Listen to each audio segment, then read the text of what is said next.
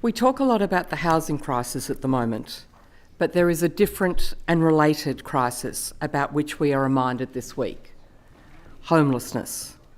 For those of us who have warm homes to go to each night, where we are hopefully welcomed by those we love, it is easy to forget the homeless. So while I would hesitate to suggest that we celebrate Homelessness Week, it is a salutary reminder that homelessness is a real issue in our community and shouldn't be forgotten. And I thank the Honourable Emily Savall for bringing this motion to the attention of the House. Homelessness can be tied to a lack of affordable housing, but it can also be that terrible hidden homelessness where there is a house, but for whatever reason, the house is one that cannot be lived in anymore. This issue disproportionately affects women, often fleeing domestic violence, and our teenagers and young people. For some, the breakdown of a parental relationship means the dissolution of the home.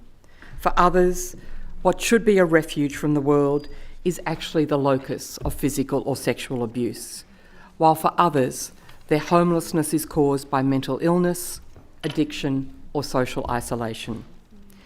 There are many causes, but one common reality: they have nowhere to feel safe, nowhere where they can hang up the cares of the world and be embraced by the warmth of family life, nowhere to be at home.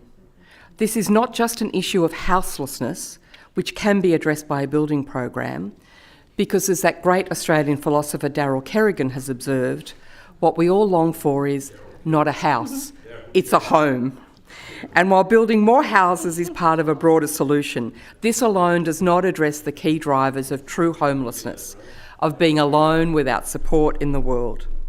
So government can be active in this space in important ways, especially by supporting strong families to remain what they have always been, the fundamental social unit on which all life, civil and social, depends.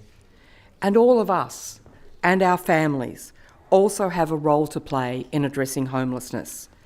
I want to particularly recognise all those loving foster parents who open their homes and welcome in those who need a place of safety and care. And those informal foster parents as well, the ones who find a teenager's friend sleeping over so often that they make sure there is always an extra place laid at the dinner table. This motion calls on the House to recognise that everyone deserves to be treated with dignity and respect and should continue to look at ways the homeless community and those at risk of homelessness can be supported. This is true, but we need to go further.